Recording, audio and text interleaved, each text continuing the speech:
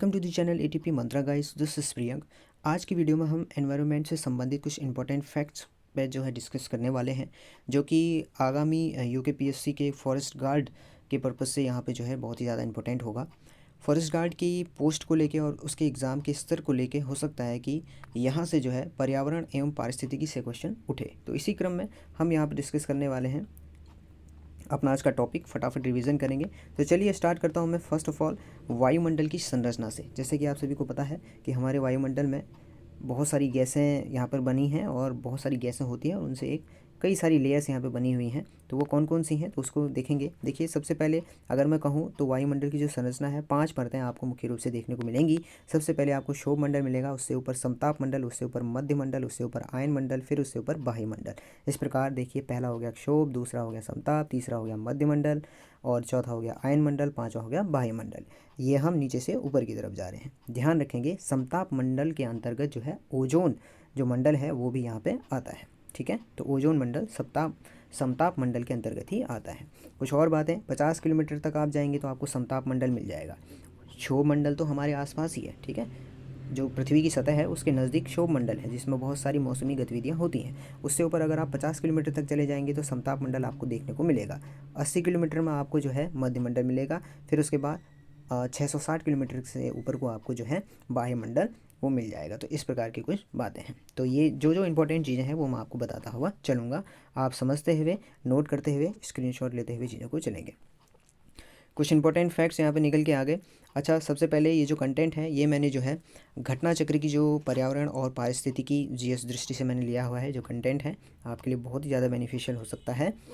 तो चलिए कुछ यहाँ पर जो है परीक्षापयोगी जो है कुछ इंपॉर्टेंट फैक्ट्स भी यहाँ पे मेंशन है। वो कौन कौन से हैं, हमारे लिए इंपॉर्टेंट हो सकते हैं। तो चलिए कंसिडर देखते हैं। ओजोन छिद्र का सर्वाधिक जो निर्माण पाया गया वो अंटार्कटिका के ऊपर, यानी कि ओजोन जो लेयर है, ठीक है, समताप मंडल में लेयर है, अभी मैंने आपको बताया, तो वहाँ पे जो है छेद हो गया है। तो ये अंटार्कटिका के ऊपर हमें देखने को मिला, ठीक है, कि वहाँ पे जो है छेद हो गया। तो ये जानकारी है। अच्छा, ओजोन परत की क्षीणता के लिए जो मुख्य रूप से जो गैसें जो एक तरीके से उत्तरदायी हैं वो CFC हो गया, ठीक है। हैलोजन होती है नाइट्रस ऑक्साइड। ये जो नाइट्रस ऑक्साइड है इसका फॉर्मूला होता है N2O, ठीक है। और ये लाफिंग गैस है, यानी कि हंसाने वाली गैस है, नाइट्रस ऑक्साइड। ध्यान रखेंगे, ऐसा क्वेश्चन बन जाता है कई बार। तो मुख्य रूप से CFC इसके लिए जिम्मेदार है कि ओजोन में जो उसका ह्रास हो रहा है उसके लिए।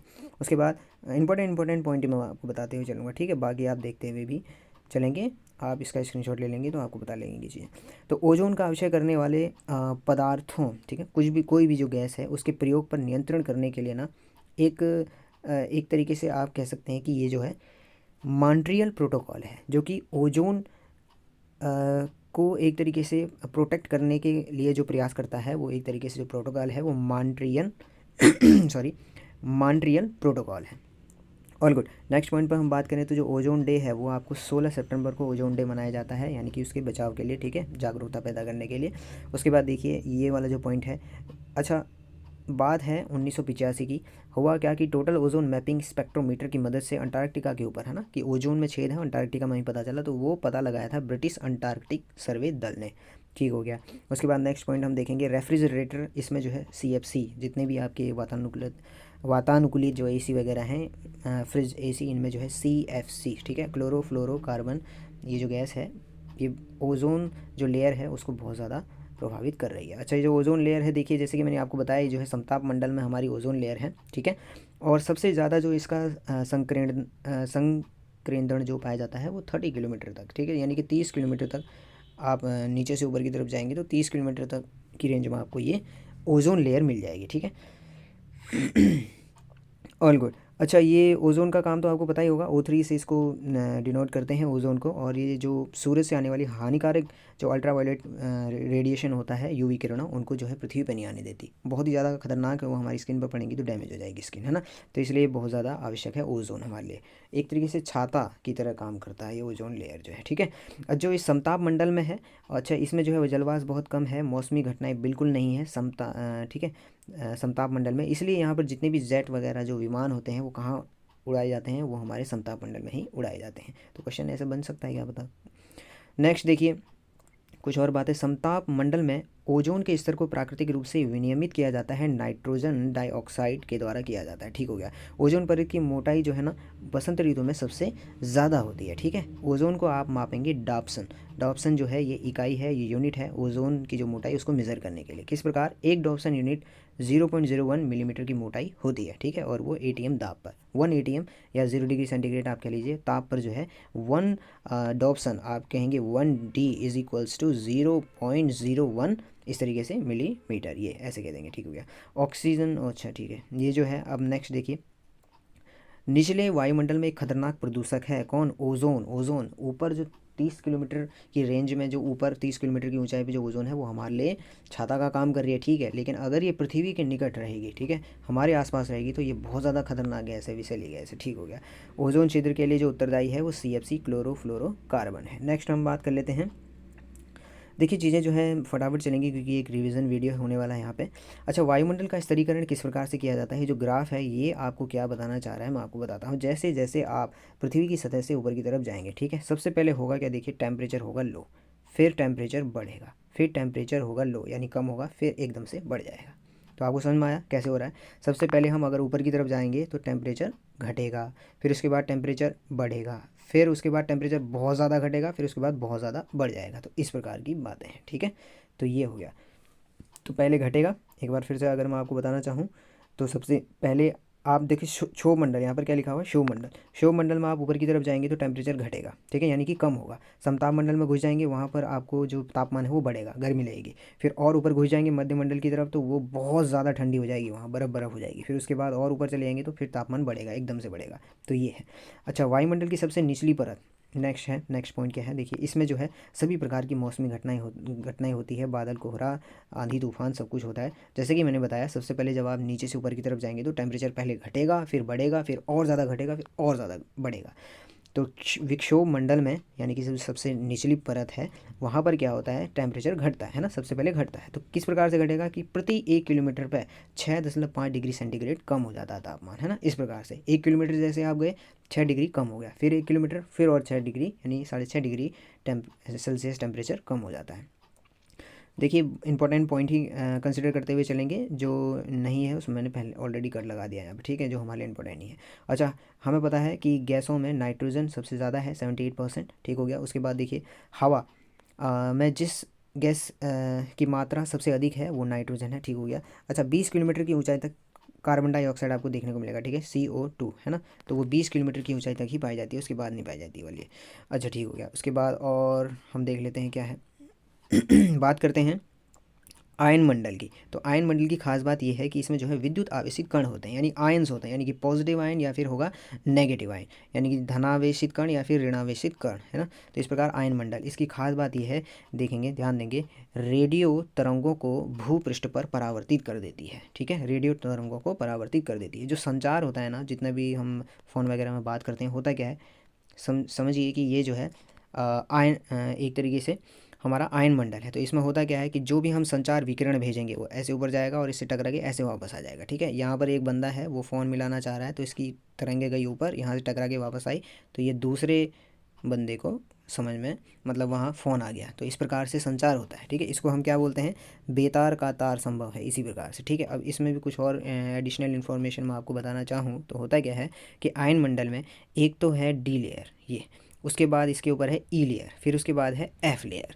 तो डी लेयर, ई लेयर और एफ लेयर, ये जो डी लेयर है, ठीक हो गया, और ये जो ई लेयर है, इस ई लेयर में सबसे ज़्यादा आपको यहाँ पे जो है जो आयंस हैं वो सबसे ज़्यादा आपको देखने को मिलेंगे। इसका मतलब ये जो ई लेयर है इसी से ही सबसे ज़्यादा ये जो रेडियो तरंगे हैं इनका परावर्तन होता होगा, ठीक है। तो ई लेयर है वो।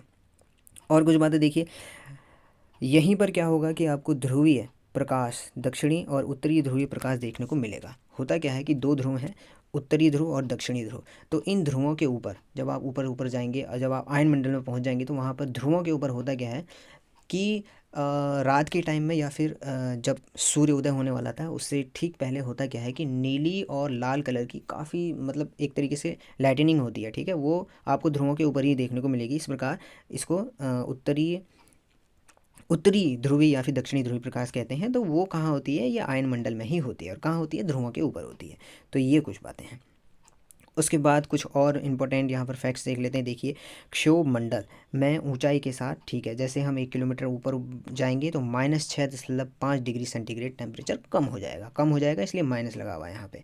अच्छा, क्षोभ मंडल का नामकरण किसने किया? ठीक है, यहाँ पर लिखा है, इसको ट्रोपोस्फेयर बोलते हैं। तो क्षोभ मंडल का जो नामकरण किया था वो इन भाई साहब ने किया था। इनका नाम है टीजरेंज टी बोल्ट। इन भाई साहब ने किया था। ठीक हो गया। उसके बाद देखिए, ग्रीष्मकाल में जो क्षोभ मंडल की ऊंचाई है ना वो बढ़ जाती है और शीतकाल में घट जाती है।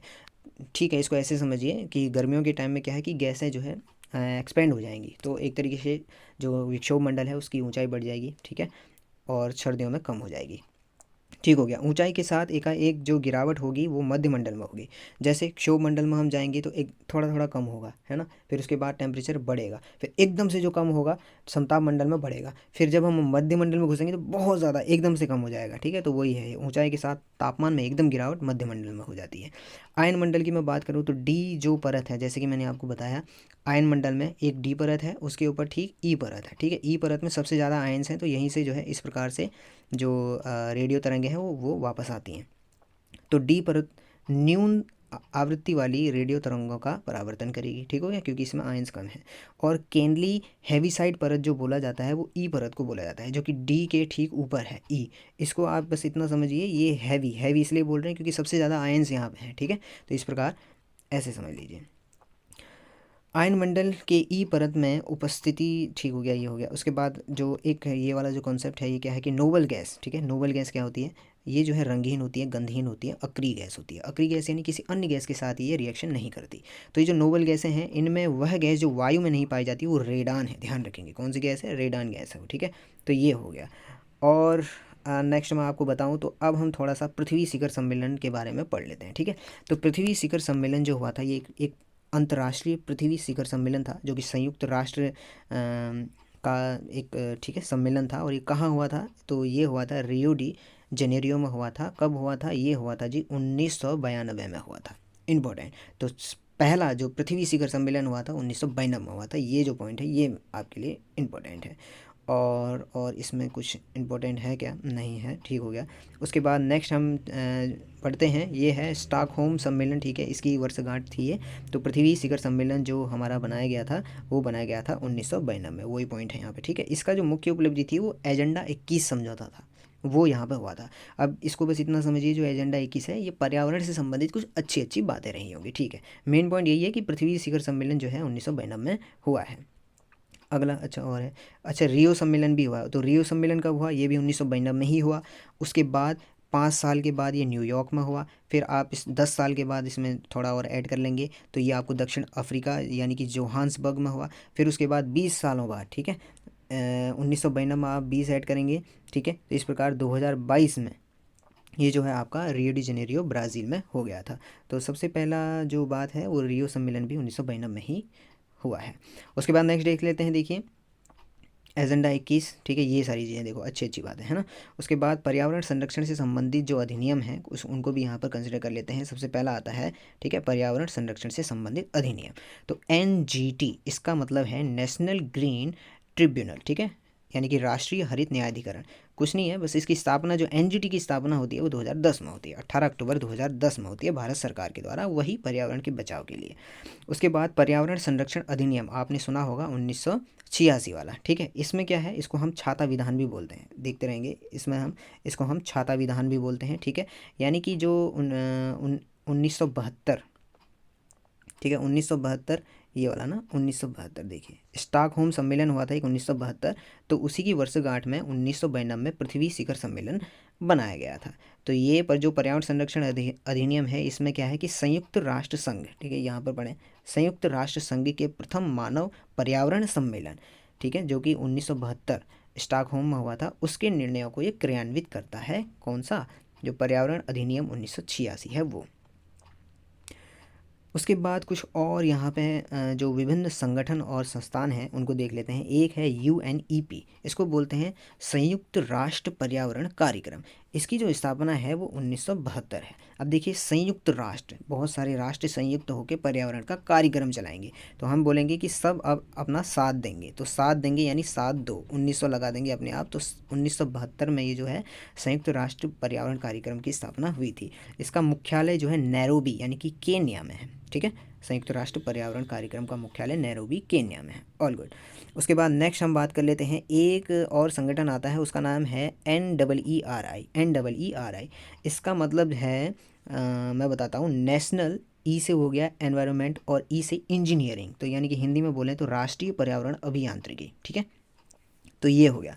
तो ये जो है नागपुर यानी कि महाराष्ट्र में है। इसकी स्थापना कब होती है आप देख लीजिए, ये होती है 1958 में। ठीक हो गया। और इसका स्थापना वही है, वाटर सप्लाई, जो सीवर वगैरह है, औद्योगिक जो वहाँ से निकलने वाला वेस्ट है उसको किस प्रकार से चीज़ों को सही करेंगे, प्रदूषण को रोकेंगे, ये सारी चीज़ें हो गई। ठीक है, विज्ञान और प्रौद्योगिकी मंत्रालय के अधीन है ये। ठीक है, यानी कि एक तरीके से आप इतना समझ लीजिए कि पर्यावरण में भी जो है इंजीनियरिंग हो रही है ना, तो उस प्रकार से तो वहाँ पर जो है इस प्रकार की चीज़ें, शोध और ये सब चीज़ें हो रही हैं। तो मेन पॉइंट यही है कि इसकी स्थापना जो है 1958 में हुई है। उसके बाद हम बात कर लेते हैं राष्ट्रीय पर्यावरण प्राधिकरण NEA की, तो ये जो है 1900 ये, ठीक है, 97 के तहत जो है इसकी स्थापना होती है। All good. और तो इसमें कुछ इंपॉर्टेंट है नहीं। उसके बाद आता है WMO, इसको बोलते हैं वर्ल्ड मेट्रोलॉजिकल ऑर्गेनाइजेशन, यानी कि विश्व मौसम विज्ञान संगठन है। ये क्या है? विश्व मौसम विज्ञान संगठन। इसकी जो स्थापना होती है वो 17 मार्च 1951 को होती है। ठीक है, और इसका मुख्यालय जो है वो जेनेवा में है। बहुत ही इंपॉर्टेंट बातें हैं ये। उसके बाद कुछ इंपॉर्टेंट महत्वपूर्ण तथ्यों को देख लेते हैं। चलिए ठीक है, जिसमें मैंने टिक लगाया है वो आपके लिए ज़रूरी है। जलवायु का जो सही सूचकांक है वो प्राकृतिक वनस्पति है। अच्छा, ठीक हो गया। ऐसे भारतीय उत्पाद जो पर्यावरण के प्रति मैत्रीपूर्ण होते हैं उनको जो है इको मार्क बोला जाता है। ठीक है, 1991 से ही प्रारंभ हुआ था। पर्यावरण के प्रति, है ना, तो मैत्रीपूर्ण जो होंगे उसके लिए आपको इको मार्क दिया जाता है। इको यानी इको हो गया ना, इको सिस्टम बोलते हैं ना, इको, ये इको मार्क। ठीक हो गया। उसके बाद और कुछ इंपॉर्टेंट बातें वो देख लेते हैं। वो ये है कि पर्यावरण संरक्षण के लिए ग्रीन आर, अच्छा ठीक हो गया, जिसमें टिक लगा है वो ऑलरेडी, है ना। तो ठीक है, 1972 में, है ना, एक स्टॉकहोम अंतर्राष्ट्रीय शिखर सम्मेलन हुआ था कि नहीं हुआ था? वो क्या था? पर्यावरण पर पहला वैश्विक सम्मेलन था। ठीक है, जो कि 1972 में स्टॉकहोम में हुआ था। 5 जून को विश्व पर्यावरण दिवस मनाते हैं। ठीक हो गया। और ये हो गया, इसका निर्णय भी इसी में लिया गया था। स्टॉकहोम अंतर्राष्ट्रीय शिखर सम्मेलन, पहला सम्मेलन जो था ना, ठीक हो गया। 5 जून को विश्व पर्यावरण दिवस मनाया जाएगा। और विश्व पर्यावरण दिवस सबसे पहले जो मनाया गया वो 1973 में मनाया गया। ठीक हो गया। 1972 में बात हुई कि चलो जी पर्यावरण दिवस मनाना चाहिए, और एक साल बाद 1973 में बना लिया। ठीक हो गया। नेक्स्ट अब हम बात कर लेते हैं, यहाँ पर एक पॉइंट आया था, वो आया था कहाँ ये इको मार्क जो आया था ना, ये जो इको मार्क आया था, ये कुछ गुणवत्ता मार्क होते हैं और इनसे संबंधित क्वेश्चन अक्सर पूछ लिए जाते हैं, तो उसको हम यहाँ पे चर्चा कर लेते हैं। ठीक है, तो गुणवत्ता मापक मार्क कौन कौन से हैं, फटाफट यहाँ पे स्क्रीनशॉट ले लेंगे आप। तो सबसे पहले होता है हॉलमार्क, जो कि आभूषणों के लिए दिया जाता है, शुरुआत हुई थी 2000 में। उसके बाद ट्रेडमार्क, ट्रेड यानी कि खाद्यान्नों के लिए होता है। इको मार्क अभी बताया, पर्यावरण से संबंधित है, 1991 में शुरुआत हुई थी, और इसका जो प्रतीक है वो मिट्टी का घड़ा है। और बाकियों के प्रतीक से कोई टेंशन नहीं लेनी, उन सब में लिखा हुआ है। ठीक है, ISI मार्क, ठीक है, और ये औद्योगिक उत्पादों के लिए दिया जाता है। अब इसका मार्क इस तरीके से है, और बाकियों का भी ऐसे ही है। तो स्पेशल जो है मिट्टी का घड़ा वाला जो था, ये जो है इको मार्क का है। उसके बाद जो हमारा आता है वो है ISO। जो ISO मार्क है वो उद्योग, कंपनी, संस्था, इनके लिए होता है। ठीक है, और एक है FPO मार्क, ये जो है फलों से बनने वाले उत्पाद, जैम, अचार, चटनी, इन सब के लिए, इनकी गुणवत्ता के लिए है। जो एग मार्क है वो कृषि उत्पादों पर आपको दिया जाता है। 1937 से ये स्टार्ट हुआ। उसके बाद एक भारत स्टेज है। ठीक है, इसको BS बोलते हैं, सेकंड, थर्ड, फोर्थ। तो ये जो आपकी गाड़ियाँ होती हैं उनके लिए कि वो, ठीक है, उनकी गुणवत्ता है वो प्रदूषण नहीं करती, इससे संबंधित है। तो ये हो गई गुणवत्ता मार्क। ठीक हो गया। नेक्स्ट हम बात कर लेते हैं कुछ और जो महत्वपूर्ण बातें हैं, जैसे कि जैव विविधता दिवस आ गया अभी, ये 22 मई को मनाया जाता है, बस इसमें इतना ही है। ठीक है, उसके बाद एक और संगठन आ गया, ये है NCMB। ठीक है, इसका नाम है national centre for marine biodiversity, marine, है ना। तो इसकी जो स्थिति है वो आपको जामनगर, गुजरात में ये है। ठीक हो गया। और इसकी जो खास बात है वो यही है कि देखिए, समुद्र तटीय जो क्षेत्र है ना, वहाँ पर जैव विविधता की सुरक्षा करना, ये इसका मोटिव है, सॉरी NCMB का, ठीक है। All good. जैव विविधता, ये जो इम्पोर्टेंट है, देखिए सर्वाधिक जैव विविधता जो, या बायोडाइवर्सिटी जो आपको देखने को मिलेगी, वो आपको उष्ण कटिबंधीय वर्षावन में सबसे ज़्यादा जैव विविधता है। तो ये हो गया। महत्वपूर्ण तथ्यों पर एक बार फिर से नज़र डाल लेते हैं। उच्चतर अक्षांशों की तुलना में निम्नतर अक्षांशों में जैव विविधता अधिक होती है, ठीक है। यानी कि अक्षांश रेखाएं क्या होती हैं, मैं आपको बता देता हूँ। अक्षांश ये हो गया ना, ये ऐसे, ये ऐसे जो अक्षांश रेखा है, जो निम्नतर अक्षांशों में जो है आपको जैव विविधता ज़्यादा देखने को मिलेगी, कहने का मतलब ये हो गया, ठीक हो गया। उसके बाद पर्वतीय क्षेत्र में उच्चतर जो चोटियाँ हैं उनकी तुलना में जो निम्नतर चोटियाँ हैं, यानी कि जहाँ घाटियाँ होती हैं, वहाँ पर जैव विविधता सबसे ज़्यादा होती है, ठीक हो गया। उसके बाद भारत द्वारा भूमि क्षरण तटस्थता प्राप्त करने का जो लक्ष्य रखा गया 2030 तक, ठीक है। भारत का समुद्री राष्ट्रीय उद्यान कच्छ की खाड़ी है, ठीक है। भारत का समुद्री राष्ट्रीय उद्यान कहाँ है, समझ रहे हैं आप? समुद्री जो राष्ट्रीय उद्यान है वो कच्छ की खाड़ी में है। साइलेंट वैली जो है बिल्कुल केरल में है ये, है ना। तो इसको जो है नेशनल पार्क घोषित किया गया है। ये किया गया है 1984 में, ध्यान रखेंगे। 1984 में साइलेंट वैली को नेशनल पार्क घोषित किया गया। एक तथ्य निकल के आ गया ये, ठीक है। तो ध्यान रखेंगे। फूलों की घाटी कहाँ है? चमोली उत्तराखंड में है। तो बेसिकली ये क्या है, फूलों की घाटी, ठीक है, साइलेंट वैली जो नेशनल पार्क हैं, वन्य जीव अभयारण्य है, ये जो जैव विविधता है उसको बनाए रखने के प्रयास हैं अपने आप में। और देखें कुछ चीज़ें, तो ये इंपॉर्टेंट नहीं है, ठीक हो गया।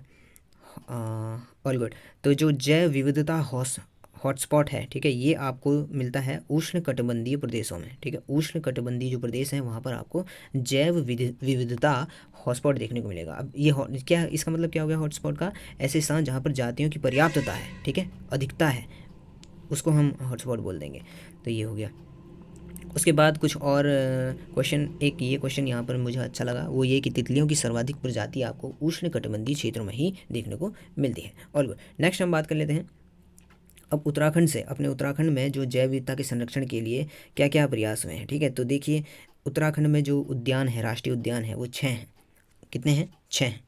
और वो कौन कौन से हैं इसको हम ऐसे याद रखते हैं। जो राष्ट्रीय उद्यान है ना, उसको बोलते हैं कार्गो नंदा फूलों का राजा गंगा। ये ट्रिक है, यानी कि देखिए कार्गो नंदा फूलों का राजा गंगा, ठीक है। कार्बेट, गोविंद, नंदा देवी, ये सब।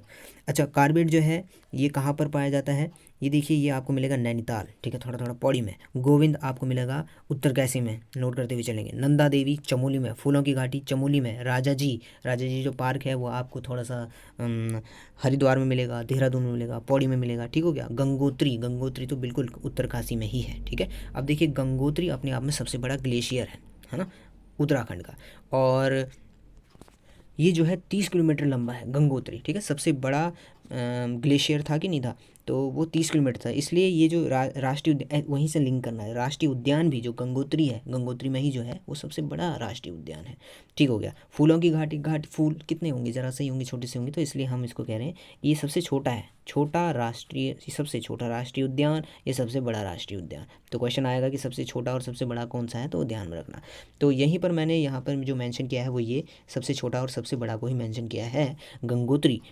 गंगोत्री जो राष्ट्रीय उद्यान है ये बना आपका, देख लीजिए कब बना, ठीक है, 1989 में बना है, ठीक है, 1989 में बना है। और इसका जो एरिया है वो है 2390 वर्ग किलोमीटर का, ठीक है, 2390 किलोमीटर स्क्वायर। उसके बाद हम बात करें फूलों की घाटी, जो कि सबसे छोटा राष्ट्रीय उद्यान है उत्तराखंड में। ये जो है 1982 में बना है, और इसकी जो इसका जो क्षेत्रफल है वो जो है 87.5 किलोमीटर स्क्वायर है, वर्ग किलोमीटर स्क्वायर। उसके बाद वन्य जीव अभयारण्य की अगर मैं बात करूँ तो वन्य जीव अभयारण्य 7 हैं।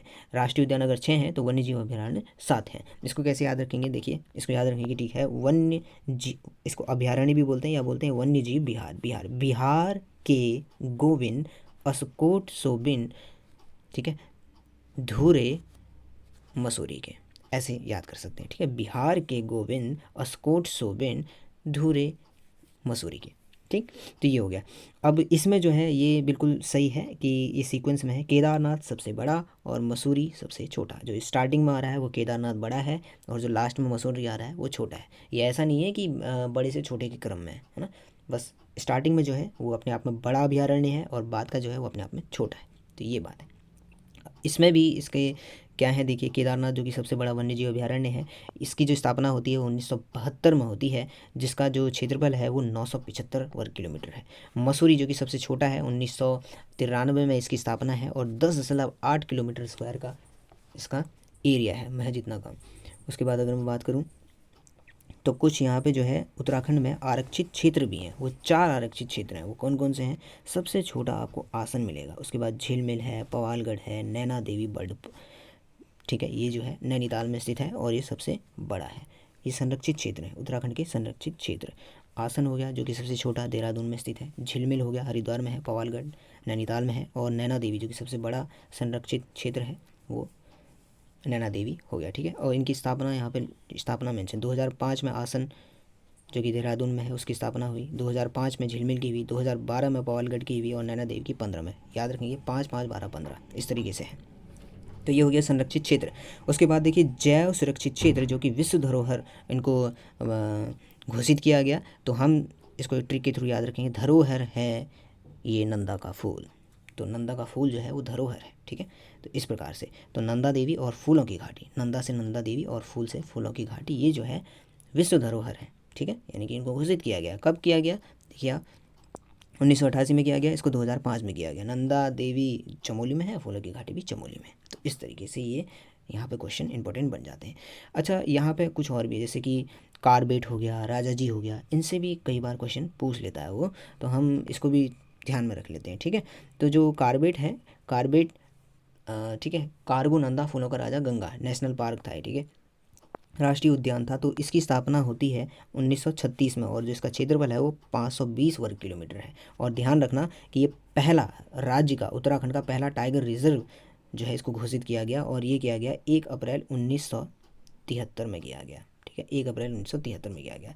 नेक्स्ट अगर मैं बात करूँ राजा जी की, राजा जी नेशनल पार्क जो कि कहाँ स्थित है? थोड़ा हरिद्वार में, थोड़ा सा आपका पौड़ी में, देहरादून में। इसकी स्थापना जो की जाती है वो 1983 में की जाती है और इसका जो क्षेत्रफल है वो 820 वर्ग किलोमीटर का है। ये दूसरा टाइगर रिजर्व है उत्तराखंड का जो घोषित किया गया 15 मई 2015 को, ठीक है, 15 अप्रैल 2015 को इसको जो है टाइगर रिजर्व भी घोषित किया गया। तो ये सारे जितने भी संबंधित हैं पर्यावरण से, है ना, तो ये क्वेश्चन यहाँ से बन सकते हैं। तो ये मैंने आपको रिवाइज करवा दिए। नेक्स्ट और देख लेते हैं, कुछ यहाँ पर दिवस भी आया था, जैसे अभी आया था ना 5 जून को पर्यावरण दिवस मनाते हैं, और 22 मई को आपका बायोडाइवर्स, ठीक है, जैव विविधता दिवस मनाया जा रहा था 22 मई को। तो जितने भी पर्यावरण से संबंधित कुछ महत्वपूर्ण जो दिवस हैं उनको हम यहाँ पर देख लेते हैं। सबसे पहला आता है पृथ्वी दिवस। याद करने का तरीका क्या है? देखिए आप पृथ्वी बनाओ, ऐसी होती है पृथ्वी, इसके ऊपर आप ना 2 बतख बना दो ऐसे, पृथ्वी के ऊपर 2 बतख लाइक दिस। तो 22 ऊपर को आप बोलो अप्रैल, 22 ऊपर को आप बोलो अप्रैल, ऊपर अप्रैल। तो 22 अप्रैल को पृथ्वी दिवस मनाया जाता है। ठीक 1 महीने पहले विश्व जल दिवस मनाया जाएगा। ठीक उससे 1 दिन पहले विश्व वानिकी दिवस मनाया जाएगा। क्या कहा मैंने? पृथ्वी दिवस जो कि 22 अप्रैल को मनाया जाता है, उससे 1 महीना पहले जल दिवस और ठीक 1 दिन पहले वानिकी दिवस मनाया जाता है। ठीक हो गया। विश्व पर्यावरण दिवस ये तो आपको पता ही है 5 जून। जैव विविधता दिवस 22 मई को मनाया जाता है। ओजोन दिवस 16 सितंबर, ठीक है। अच्छा, विश्व पर्यावास दिवस ये अक्टूबर में है स्टार्टिंग में। उसके बाद प्रथम सोमवार लिखा हुआ, ठीक है। विश्व पशु दिवस जो है वो 4 अक्टूबर, खाद्य दिवस 16 अक्टूबर और शौचालय दिवस है ये कुछ, ये 19 नवंबर, ठीक है। तो ये और इम्पोर्टेंट ये वाला है कि जो खाद्य दिवस है वो 16 अक्टूबर को मनाया जाता है। पशु दिवस 4 अक्टूबर, खाद्य दिवस 16 अक्टूबर। तो ये कुछ महत्वपूर्ण दिवस भी हो गए। नेक्स्ट देखिए, एक यहाँ पे हम बायोडाइवर्सिटी की बात कर रहे हैं, तो इसमें ना एक और चीज़ आती है, वो है भारत में प्रवाल भित्ति। अरे अभी प्रवाल होता क्या है? सबसे पहले तो यहाँ पे देखो, ये जो प्रवाल भित्ति क्षेत्र है ये होता क्या है? प्रवाल जो है मूंगा, शंख, जो आप शंख बजाते हैं, तो ये एक जीव है, जलीय जीव है, ठीक है। उसके द्वारा छोड़े गए कैल्शियम कार्बोनेट के से जो निर्मित चट्टानें हो जाती हैं, यानी कि समुद्र के अंदर, उन्हें हम प्रवाल भित्ति क्षेत्र बोलते हैं। ठीक हो गया। प्रवाल वो उस जीव के लिए यहाँ पे संबंधित वर्ड है। तो ठीक है, तो ये कौन कौन सी है देखिए, यहीं पर मैं आपको बता देता हूँ। प्रवाल भित्ति जो क्षेत्र है वो जो है 2 प्रकार के हैं, एक फ्रीजिंग और एक एटाल, ठीक है। आपका फ्रीजिंग में जो आएगा मन्नार की खाड़ी, कच्छ की खाड़ी, अंडमान निकोबार, ये इस तरीके के होगा, और लक्षद्वीप इस तरीके का। एटाल एक प्रकार का प्रवाल भित्ति क्षेत्र है, ठीक है। तो यही है 4 प्रमुख प्रवाल भित्ति क्षेत्र, वही है कच्छ की खाड़ी, ठीक है, कच्छ की खाड़ी, मन्नार की खाड़ी, लक्षद्वीप और अंडमान निकोबार। ये आपको भारत में 4 प्रवाल भित्ति वाले क्षेत्र देखने को मिलेंगे बायोडाइवर्सिटी के लिहाज से, ठीक है। उसके बाद हम बात कर लेते हैं भारत में रामसर स्थलों की सूची। बात कर रहे हैं भारत में रामसर स्थलों की सूची। अब आप कहेंगे रामसर जो स्थल है ये क्या होता है। देखिए, रामसर स्थलों का संबंध जो है यानी कि जो वेटलैंड होते हैं, यानी कि जो आर्द्र भूमियाँ होती हैं उनके संरक्षण से संबंधित है, ठीक है। अब ये वेटलैंड क्या होता है, वेटलैंड से आप समझ गए होंगे, एक ऐसी भूमि जो कि गीली है, ठीक है, दलदली प्रकार की है, और ये जो है पर्यावरण के लिहाज से बहुत ज़्यादा अच्छी होती है, एक तरीके से समझ लीजिए आप, ठीक है। तो प्रकृति में पानी को सोखने और छानने के लिए एक तरीके का ये स्पंज का काम करते हैं, ठीक है। तो ऐसे जो वेटलैंड्स होते हैं तो ये बहुत ज़्यादा एक तरीके से पर्यावरण, हमारे पर्यावरण के लिए अच्छे हैं। तो ये कहाँ पर है, क्या है, तो देखिए अब मैं आपको बताऊँ तो भारत में कुल जो अभी तक, ठीक है, ये आपको प्रेजेंट का डाटा देखना पड़ेगा, ये और भी हो सकते हैं। तो फिलहाल अभी ये भारत में कुल जो है 46 रामसर जो स्थल हैं वो भारत में है, ठीक है। तो ये और हो सकता है कि फिर आने वाले टाइम में फिर ये चेंज हो जाए, ज़्यादा हो जाए, कम हो जाए, कुछ सूख जाए, है ना। तो ऐसी तो बात है। तो फिलहाल 46 हैं। अब वो कौन कौन से कहाँ कहाँ पर है, इसके लिए क्या है ना, ये बहुत ही आसान है। देखिए, बहुत आपको इसके लिए ना एक और चैप्टर पढ़ना पड़ेगा। भारत की जो मुख्य मुख्य झीलें हैं उनको आप पढ़ लीजिए। तो झीलों में ही बहुत झीलें जहाँ होंगी वहाँ ऑब्वियसली वहाँ वो वेटलैंड्स होंगे ही होंगे, है ना। तो वो पढ़ लेंगे तो आपको पता चल जाएगा। लेकिन कुछ इंपॉर्टेंट है उन्हें आप ध्यान में रखेंगे, जैसे कि होकेरा। तो ये जो होकेरा है ये आपको मिलेगा अभी मैं आपको दिखा देता हूँ, अभी मैं आपको बताऊँगा कि महत्वपूर्ण झीलों को कैसे याद करेंगे। फिलहाल इसका स्क्रीनशॉट ले लेंगे आप, कोई दिक्कत नहीं, आप आराम से इसको नोट कर लेंगे, याद कर लेंगे। कुछ इंपॉर्टेंट यहाँ पर मैं बता दे रहा हूँ, जैसे कि होकेरा, ये जम्मू और कश्मीर में आपको देखने को मिलेगा, ठीक है। उसके बाद आप देख सकते हैं, उसके बाद एक महाराष्ट्र में भी है जो कि नंदूर मधमेश्वर है, ये महाराष्ट्र में है, ठीक है। महाराष्ट्र मधमेश्वर, थोड़ा सा राइम भी हो रहा है।